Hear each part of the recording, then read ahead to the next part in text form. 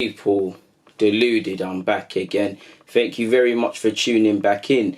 Now, Arsenal have just played in the Europa League and lost 2-1 against Eintracht Frankfurt.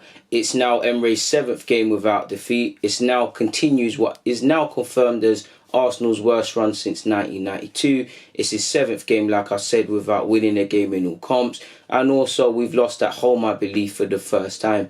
And for the fans, what should have been, I wouldn't say a welcome relief or any relief at all, people, from our league form or just what the club has been in recent fixtures. It somewhat should have been a relief for fans. If nothing more, we win today. Some sort of positives and something for the fans that first and foremost can get a ticket and the fans that actually went there, people, really and truly. Because the same themes continue today. Again, similar to the league, when we're knowing the ramifications and the implications of winning, losing or drawing, we've gone into this game knowing we can qualify and somewhat put this to bed. A competition which we're going to have to rely on heavily. We've choked at the final hurdle. Well, not even the final hurdle, because let's keep some perspective, but we've choked, people. Again, another game where it's a tale of two halves. Ultimately, in my opinion, just reactive management. I don't want to get into it before we need to, but have you, like, what is said at half-time? Again, another tale of two halves. Do you remember when last season we played poorly in the first half and turned it around in the second? Now there's games where we're okay in the first and we're doing the complete opposite in the second half. We're playing poorly, or we just haven't been good at all. Now, the writing's on the wall for Emery for me, people. We know he needs to go. We know it looks like there's no way back. We've been saying this after every game. Will he go tomorrow? Will he go? He needs to, but it probably won't. Obviously, the team, I don't even have any beefs around the team, to be fair. He finally saw the light in terms of playing David Luiz in midfield. And I think David Luiz, when he was on the field, did all right in that position, people. And I think I'm not looking for excuses, because we ultimately failed to take our chances and build upon the pressure we had, because Frankfurt were woeful in the first half. We didn't take our chances. We didn't manage the game well. And reactive management is why we lost this game, people. But I do feel... I've lost the point now, to be fair with you. I do feel we kind of played into their hands, really, man. We lost this game. I feel David Luiz, that's my point. David Luiz being that sort of injury or whatever happened to him, I think that changed the game for us, because I think I'm a big Guendouzi fan, but I feel Guendouzi's immaturities and wanting to go forward a bit more, for as much as you can criticise Luiz, kind of led to us becoming a bit more open in the first half, and it just more open in the game, really. I'm not saying if Luiz stayed on, we would have won, of course, because we were poor. We lost this game because this is what happens if you don't take your chances. Now, shout out to the young G's, Martinelli,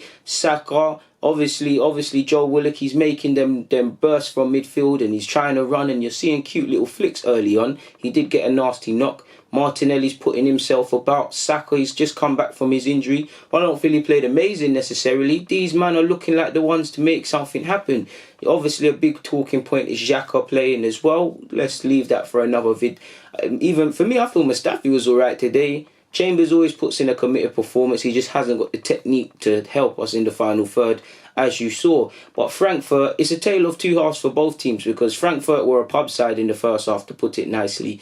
They were incredibly poor defensively. They're saving shots on the line. We had a good chance. Who put the cross in? Someone put a lovely ball in. I think it was Saka. And Aubameyang and Martinelli went for the same ball. We had some, especially in the first 10 minutes, people. We had some good efforts. Good chances we should have taken. First 20...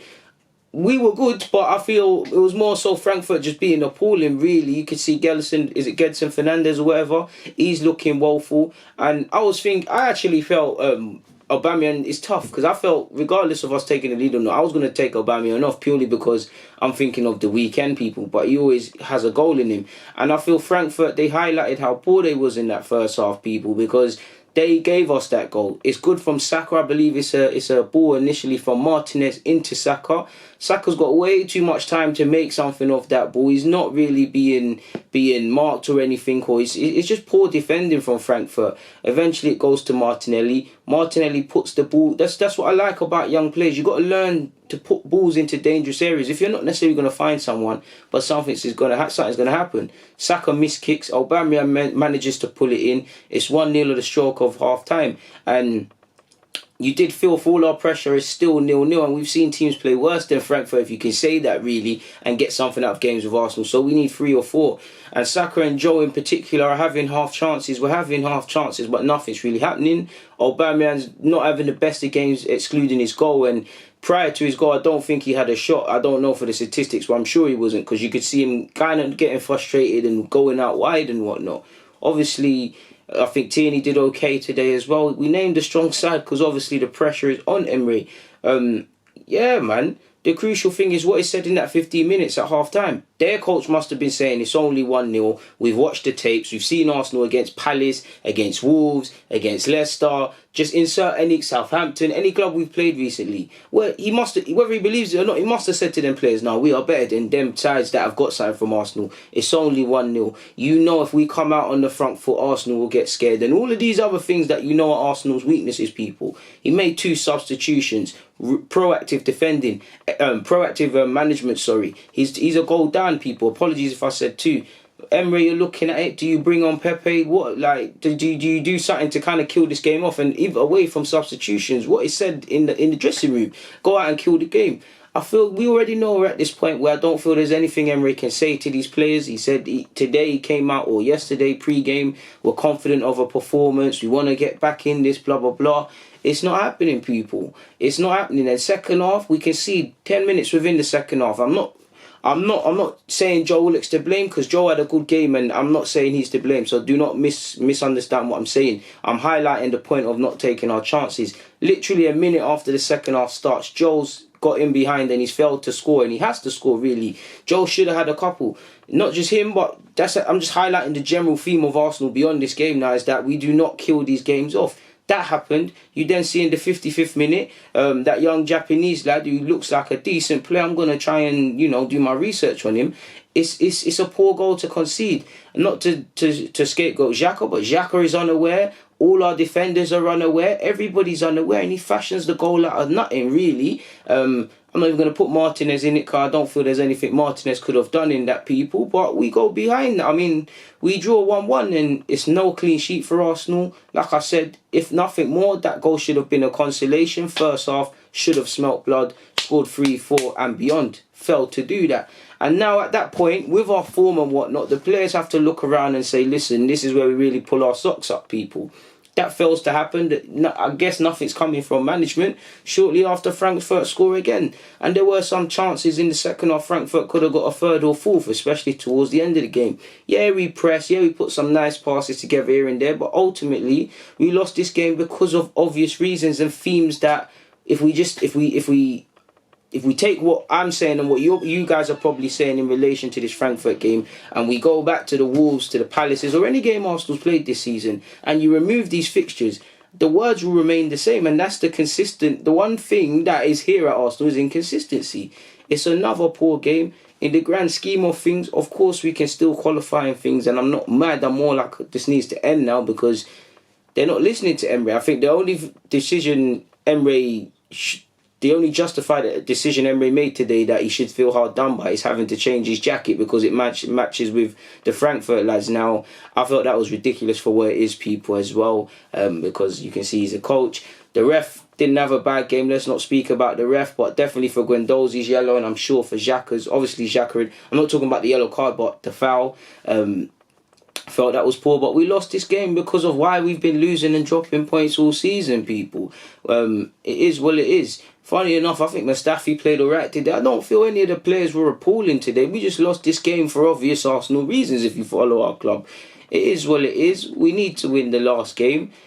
It just carries on the terrible rut that Arsenal have been in, and it piles more pressure on Unai Emery. And while I don't feel I'm going to wake up tomorrow and he's resigned or whatever, with every game like this, there's pressure. And I do think, listen, I'm not going to tell you if you're right or wrong in doing this. I believe Arsenal fans that want us to lose are wrong and shouldn't ever say that, innit? Because why would you want yourselves to lose? But I can't tell the next man if they're right or wrong with that. But I do think it's sad that people, die-hard Arsenal fans, are genuinely, one hand they're still upset, but on the other hand, like they kind of relish in us losing. They've got to the point in that They want to cut off the nose to spite their face, to get rid of Emery and whatnot. And the club need to make a decision. Are they necessarily going to make a decision when on the balance of things we're still top of the group? It is isolated from the Europa League. The big one is probably what happens away at Norwich. But yes, I don't think they're going to get rid of him. But it is going to put further pressure on him and the players. Clearly, he rolled the dice a bit. It weren't our strongest of 11s, but it was a much stronger team than he's put out this season, people. And he failed to get the result. In terms of the Torreira substitution, our couple of midfielders took knocks. I'm not going to say it was wrong, but I can't understand it because you've got Aubameyang who's been playing more or less every minute. He started today, and he's no doubt going to start at the weekend. Lacazette's had the injury, and he's not he scored 2 last week, but he'll probably Ozil, Torreira, they probably all start on the weekend. But he could have got some minutes. Pepe, you ain't been starting him and whatnot. Again, if there's things behind the scenes we don't know, then fair play. But it's just baffling decision after baffling decision. And again, like the opposition, Frankfurt, they were poor. They realised, okay, it's only 1-0. There's something to play for. They came out and played for it. The substitutions, being proactive on their manager's part. And again, you've seen other people do this. And is it any surprise that you see what I'm saying, people? It's the other way. Forgive me if I'm wrong, but wasn't it Brendan Rodgers away at Leicester that was making the substitutions first? And if I'm wrong about that, how many times? Emery is a reactive manager. Even when you praised him last season for making substitutions in the second half, that's not proactiveness. Obviously, if you do that once or twice, you're being proactive. But if you're always changing your tactics, you're being reactive to the very poor tactics you're putting out there and the negative spiral effect the 11 players you've installed to do a job have gone out there and done. That's what it is, people, man. Like, it is what it is. I've got nothing more to say. We move forward to Norwich away at the weekend. It is what it is, man. I'm at the point, what's the point talking about several things? We know Emery needs to step down, people. You lot know what it is in regards to the club. And yeah, man, I mean, it is what it is. It is what it is. Like, we just have to see tomorrow morning. Small hope things get done tomorrow morning. Realistically, Emery will still be the manager. But Raul Sanya, etc. have to make decisions, that's for sure, and swiftly. On that note, though, people, Deluded, I'm out. If you're wondering why my video looks a bit weird, it's because behind you, I have lost the spinny little thing that goes into the camera that allows it to be fully placed on the tripod. I've ordered some off Amazon. It says it should come tomorrow. I got the Amazon Prime. So for now, you're going to bear with me. In case you want to know where you are, you're sitting on some books and you're sitting on top of Wealth of Nations, Who Cares? And I think I finessed that book. And a book by James Reed called Why. Again, I think I finessed them 2 books. I bought Wealth of Nations myself. In fact, a very special person bought the Wealth of Nations for me. And yeah, shout to them. But yeah, man, people, it is what it is. No point getting upset. Of course, this defeat bugs me out. But it is what it is, man. It is what it is.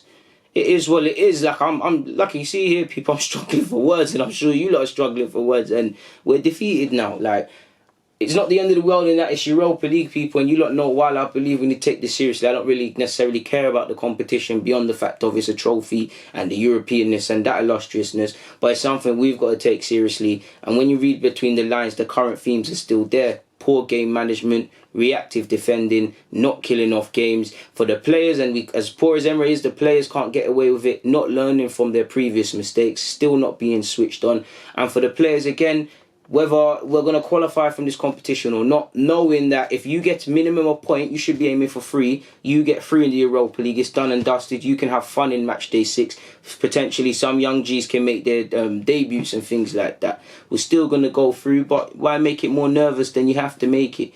On that note, though, people, Deluded, I'm out. Thank you for watching and rocking each and every time. I'm out.